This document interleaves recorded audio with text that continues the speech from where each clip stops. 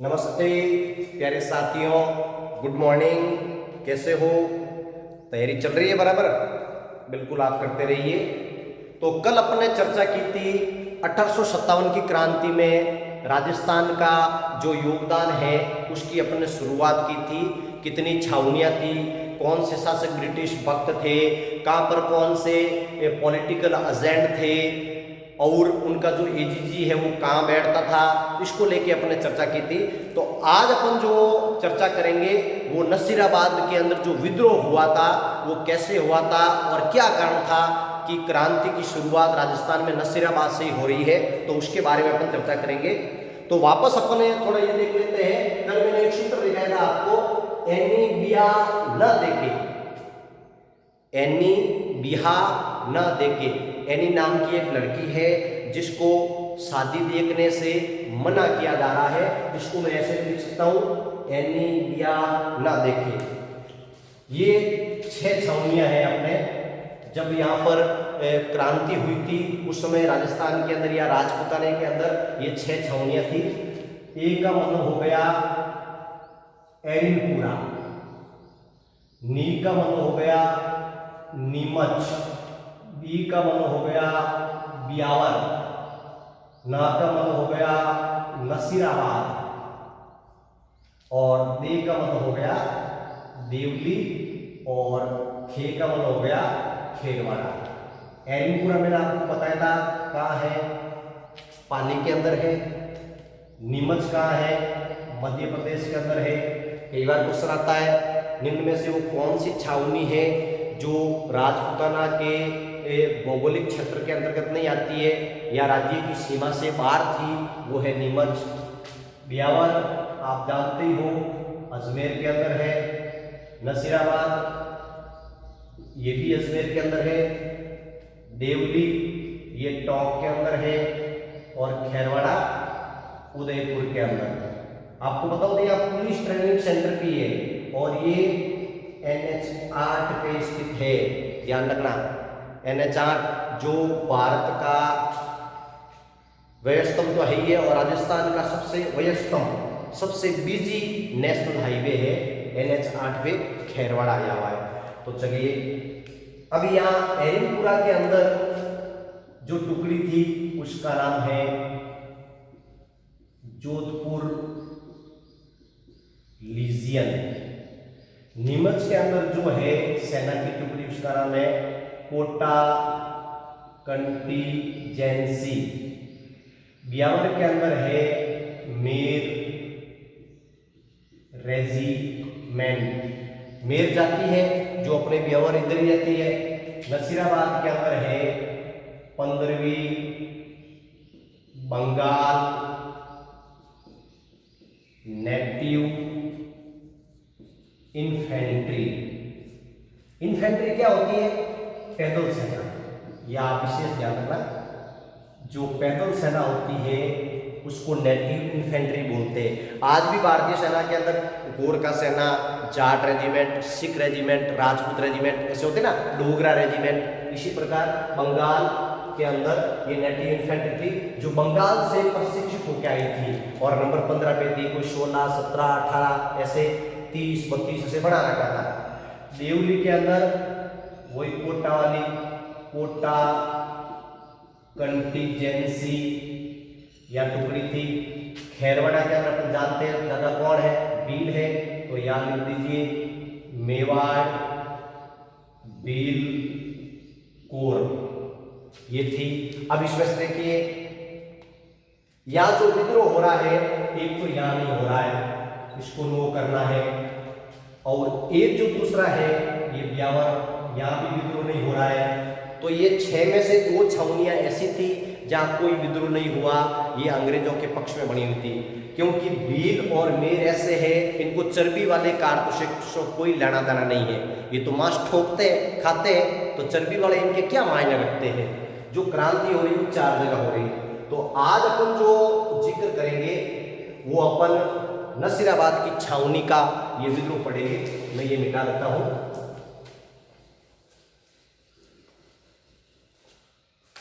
अब देखिए हम जानते हैं कि भारत के अंदर जो क्रांति हो रही है वो कौन सी तारीख को हो रही है?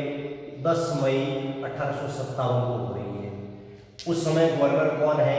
लॉर्ड कैनिंग है।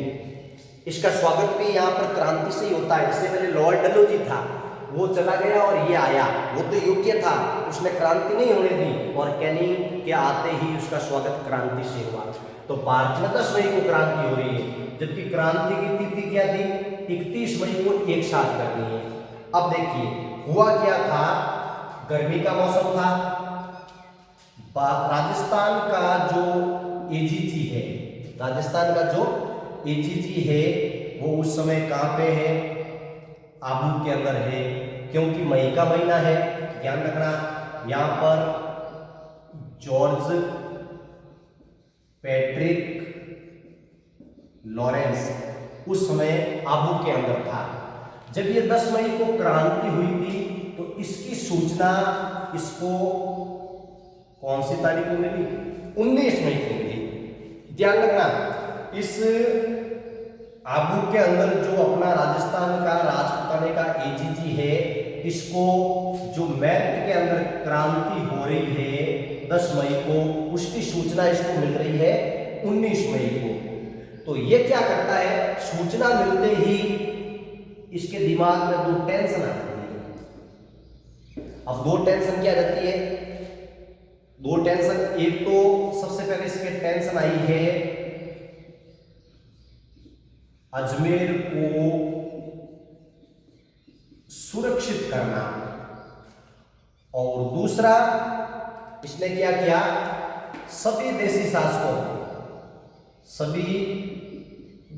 शासकों को एक खत लिखा, पत्र लिखा, जिसमें इसने कहा कि आप अपने रियासत के अंदर शांति बना के रखोगे, किसी भी प्रकार का कोई विद्रोह नहीं करोगे। तो एक तो इसने शांति का समाचार भेजा, दूसरा इसने कहा कि आप अपनी रियासत के अंदर किसी भी विद्रोही को शरण नहीं दोगे। तीसरा इसने कहा यदि कोई विद्रोही आपके राज्य में प्रवेश कर जाता है तो आप उस विद्रोही को क्या कर दो, बंदी बनाकर हमें सूचना दो। ये इसने लेटर के अंदर जिक्र किया। और अब बात इसको सता रही है अजमेर की सुरक्षा की। अजमेर की सुरक्षा की क्यों सता रही है? क्योंकि अपन जानते हैं ये जो अजमेर है बीचों बीच में, देखो एक बड़े मजे की बात है, भारत के अंदर जो क्रांति हो रही है वो मध्य में से, भारत के मध्य में से क्रांति हो रही है, और राजस्थान में भी जो क्रांति का आगाज हो रहा है, जो बिगुल बज रहा है, वो भी मध्य में से बज रहा है। मेरठ मध्य के अंदर आया हुआ है और अजमेर भी मध्य के अंदर आया हुआ है, तभी तो हृदय कहलाता ना। तो भारत में भी क्रांति मध्य से और राजस्थान में भी क्रांति मध्य से हो रही है। अब देखिए तो इसने क्या किया, यहां पर आपको पता हो मैगजीन दुर्ग के अंदर अंग्रेजों के गोले, बारूद, हथियार और खजाना सब कुछ यही था, और ये इनका मुख्यालय भी था।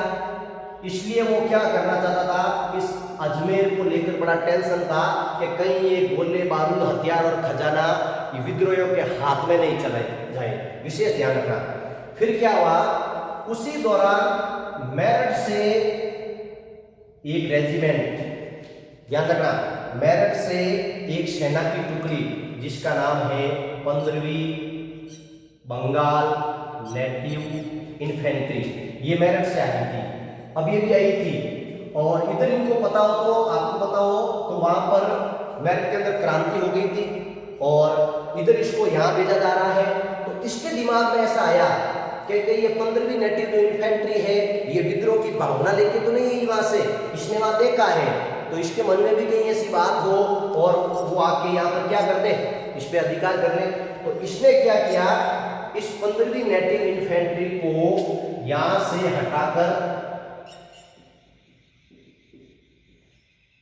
यहां नसीराबाद भेज दिया।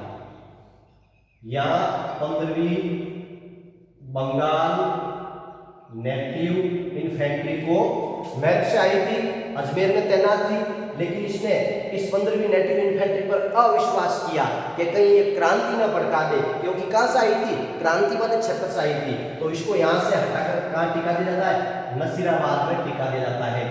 तो इनको थोड़ा असंतोष हुआ, असंतोष तो होना ही है, क्योंकि इन्होंने अविश्वास किया था। इन्होंने कहा कि भाई हम जब काम कर रहे हैं तो हमें बिना पूछे यहाँ से क्यों हटा रहे, चलो कोई बात नहीं, हटा दिया। फिर इन्होंने क्या किया, ब्यावर से इसकी सुरक्षा के लिए 2 रेजिमेंट बुला ली, मेर रेजिमेंट और बंबई लांसर्स एक टुकड़ी, इसको भी यहां बुला ली, यहां तैनात कर ली। एक बुला ली इसने डीसा से भी एक सैनिक टुकड़ी बुला ली और अजमेर में तैनात कर दी। देखो ब्यावर से 2 आ रही है, डीसा से एक सैनिक की टुकड़ी आ रही है, बंबई लांसर के सैनिक यहां लगा दिए और इसको हटाया जा रहा है, क्योंकि ये कहां से आई थी, वहां से। बाकी सभी ये अंग्रेजों के प्रति वफादार थे। इस पर जॉर्ज पैट्रिक लॉरेंस को विश्वास नहीं था, इसलिए मेरठ से यहाँ आई, उसको आगे टिका दिया कि आप नसीराबाद जाइए। अब देखिए क्या होता है, यहां तक तो ठीक है। फिर इसने क्या किया, पैट्रिक लॉरेंस ने बंबई लांसर्स के कुछ सैनिकों को इन पर गश्त लगा दी कि आप इनका 15वीं बंगाल नेटिव इन्फेंट्री का क्या रखो, ध्यान रखो। तो गश्त भी बैठा दी, तो ये बात इनको अच्छी नहीं लगी। तो एक तो इनमें अविश्वास, इन पर अविश्वास किया जा रहा था, इसलिए 15वीं नेटिव इन्फेंट्री के सैनिकों में क्या पैदा हो गया, असंतोष। दूसरा फिर क्या हुआ, कुछ साधु बंगाल और दिल्ली से आए और उन्होंने चर्बी वाले कारतूसों वाली जो घटना थी वहां 15वीं बंगाल नेटिव इन्फेंट्री वालों को बता दी। तो ऐसे करके अफवाहों का बाजार गर्म हो गया, तो चर्बी वाले कारतूसों का भी खुलासा हो गया। और दूसरी बात, ये जो अविश्वास कर रहा था इसके कारण ये असंतोष था। फिर किसी ने और कह दिया कि आप जो आटा खा रहे हो उसमें हड्डियों का चूरा मिलाया जा रहा है, तो और बढ़ गए। तो ये बहुत सारे ऐसे कारण थे, ध्यान रखना। इन कारणों के कारण क्या हुआ, 15वीं बंगाल नेटिव इन्फेंट्री ने बख्तावर सिंह, क्या नाम है, बख्तावर सिंह, याद रखना विशेष नाम, इसके नेतृत्व में यहां पर 28 मई 1857 को क्या कर देते, विद्रोह कर देते हैं। इस छावनी को लूटते हैं, आग लगाते हैं। विशेष ध्यान रखना, उस समय यहां पर 2-3 अंग्रेज अधिकारी नियुक्त होते हैं। अब वो कौन कौन से अंग्रेज अधिकारी हैं, देखिए। अब यहां पर एक तो न्यूबरी होता है, दूसरा पिचियार्ड होता है, विशेष ध्यान रखना, तीसरा स्पोर्टिवुड होता है और एक चौथा पैनी होता है। ये अंग्रेज अधिकारी नसीराबाद के अंदर होता है। बंगाल वाले 15वीं नेटिव इन्फेंट्री के सैनिकों ने इस पिचियार्ड को पूछा, मतलब पिचियार्ड को पिचका कि बता हमें यहां से क्यों हटाया गया, अजमेर से, कोई बात नहीं यहां से हटा दिया, लेकिन हमारे पर फिर ये गश्त क्यों बैठे जा रही है, एक तो हमको यहां से हटा दिया, एक हमारे पर गश्त बैठा दी, एक आप आटे के अंदर हड्डियों का चूरा मिला रहे हो, तो बताओ ये क्या मामला है। तो ये पिचियार्ड क्या हुआ, इस सेना को सही जवाब दे नहीं पाया, तो इनको शक हो गया और उन्होंने क्या किया, 28 मई को क्रांति का बिगुल बजा दिया। शाम की 3 बजे थी, शाम 3 बजे इन्होंने बगावत कर दी और वहां पर उस छावनी को लूटा, आग लगाई, न्यूबरी को हमेशा के लिए बरी कर दिया। ये जो न्यूबरी है इसको हमेशा के लिए इस दुनिया से बरी कर दिया, इसके टुकड़े टुकड़े कर दिए गए न्यूबरी के। विशेष ध्यान रखना, पिचियार्ड अपनी जान बचाकर ब्यावर की तरफ भागा। विशेष ध्यान, क्योंकि ब्यावर के अंदर वो रेजिमेंट थी, मेर रेजिमेंट, और आगे अजमेर आ रहा था। इसको गोली मार दी गई। पैनी घोड़े पर बैठकर भागने की कोशिश कर रहा था, किधर, जोधपुर की ओर, क्योंकि जोधपुर के शासक तख्त सिंह का इनको निमंत्रण मिला था कि आप जोधपुर की तरफ आ जाइए, आपका बाल विवाह का नहीं होगा। तो ये पहले घोड़े पे बैठ के भाग रहा था, लेकिन रक्तचाप के कारण हार्ट अटैक आ गया था, बीपी हाई और लो हो रही थी। तो घोड़े से गिरा और पैनी की क्या हो गई, हार्ट अटैक से मृत्यु हो गई। और स्पोर्टिंग को गोली मारी गई, न्यूबरी को हमेशा बरी कर दिया, टुकड़े टुकड़े कर दिए। पिछियाड़ भागने के अंदर सफल रहा, अजमेर चला गया। अब देखिए, अब इन क्रांतिकारी ने क्या किया, 28 मई को ये क्रांति करके ये सीधे दिल्ली की तरफ जा रहे हैं। किस ओर जा रहे हैं, दिल्ली की ओर कूच कर रहे हैं। और दिल्ली पहुंच गए ये 18 जून को पहुंच रहे हैं। 28 मई को ये हो रही है और 18 जून को दिल्ली पहुंच रहे हैं। और वहां पर बहादुर शाह को अपना नेता चुना।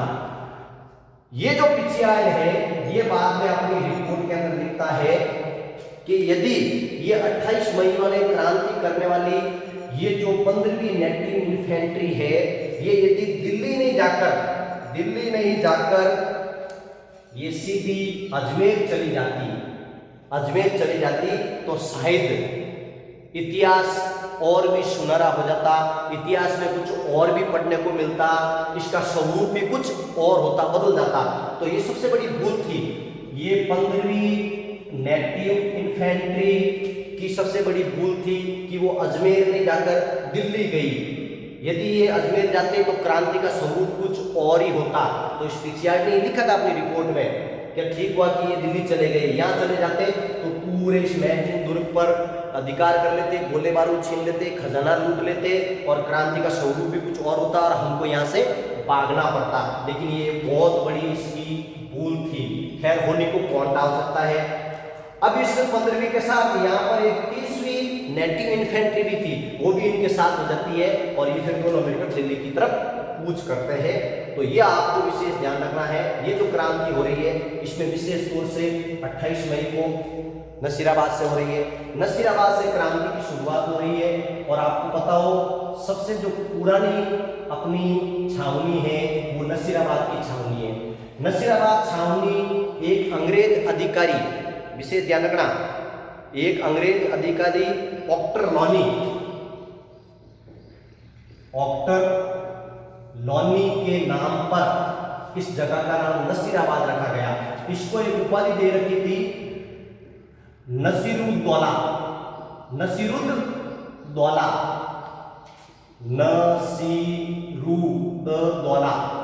मुगल बादशाह शाह आलम के द्वारा इस लॉनी को ये उपाधि दे रखी थी और इसी के नाम पर 1818 के अंदर नसीराबाद के अंदर छावनी की स्थापना की गई। और आज भी नसीराबाद के अंदर छावनी बोर्ड है और बिल्कुल उसके चुनाव होते हैं। और इस छावनी बोर्ड का जो अध्यक्ष होता है वो ब्रिगेडियर, एक पद होता है सेना के अंदर, तो ब्रिगेडियर उसका अध्यक्ष होता है। तो आज भी एक आई है नसीराबाद, ध्यान रखना। और बड़े मजे की बात तो ये है, अंग्रेजों ने एक प्रकृति प्रदत्त स्थान ढूंढा। मैंने सब बोला है, प्रकृति प्रदत्त जलवायु वाला स्थान ढूंढा है, वो है नसीराबाद। तो यहाँ पर 1818 के अंदर क्या स्थापना होती है, छावनी की स्थापना होती है, विशेष ध्यान रखना। लेकिन अंग्रेजों को क्या पता है कि जिस स्थान को अपन जलवायु समझ रहे हैं, अपने स्वास्थ्य के अनुकूल समझ रहे हैं, वहीं से क्रांति का बिगुल बजेगा। और वास्तव में जो अंग्रेजों ने अपने लिए स्थान ढूंढा था, वहीं से क्रांति का बिगुल बजा था 28 मई को। आपको पता हो तो विशेष ध्यान रखना। एक आपको पता हो, इस छावनी को 1847 के अंदर डूंगजी और जवार जी ने भी लूटा था। दो डकैत थे बहुत बड़े, हालांकि आज हमारे राजस्थान में लोक देवता के रूप में जाने जाते हैं। तो ये डूंगजी और जवार जी, ये चाचा भतीजे थे, एक तो डूंगजी और एक जवार जी। इन दोनों ने मिलकर नसीराबाद की छावनी को लूटा, उसके खजाने को लूटा और खजाना को लूटकर पुष्कर के अंदर जो घाटों पर जो गरीब लोग बैठे हैं उनके अंदर बांट दिया। तब से ये लोक देवता कहलाए। और इनके गीत भी गाए जाते हैं, इनके गीत को बोलते हैं छावनी। तो इस प्रकार ये अपने नसीराबाद का विद्रोह हुआ था, आपको ध्यान रखना है नसीराबाद कैसे नाम पड़ा। तो बिल्कुल एक छोटा सा वीडियो है। और नेक्स्ट उसके बाद अपन जो पढ़ेंगे नसीराबाद की होगी, फिर अपन को पढ़नी है नीमच की। कई बार इनका क्रम पूछ लेते हैं कि पहले क्रांति कहाँ हुई, उसके बाद कहाँ हुई, उसके बाद कहाँ हुई। तो आपको एक सूत्र याद रखना है, नसीराबाद तो सबको याद रहता है कि नसीराबाद में सबसे पहले क्रांति हुई, लेकिन उसके आगे वाला सीक्वेंस अपन भूल जाते हैं। तो अपन को क्या करता है, NDA, एन नाम का एक लड़का है जो कौन सा एग्जाम दे रहा है, NDA का एग्जाम दे रहा है। तो N का मतलब आपको पता है नसीराबाद, ये तो सबसे आगे आता ही है। इसके बाद जो क्रांति हो रही है वो कहाँ हो रही है, नीमच में। इसके बाद जो क्रांति होगी वह कहाँ होगी, देवली के अंदर। इसके बाद जो क्रांति होगी वो कहाँ होगी, एरिनपुरा। तो आपको NDA याद रखना है, ये क्रम है इसका। कई बार क्रम पूछा जाता है कि विद्रोह का सही क्रम क्या है, 1857 की क्रांति में विद्रोह का सही क्रम बताइए। तो नसीराबाद, नीमच, देवली, एरिनपुरा, 4 में हुई थी क्रांति, 2 में तो भाग नहीं लिया, ब्यावर और खैरवाड़ा ने।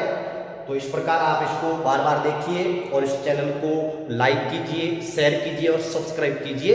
जय हिंद।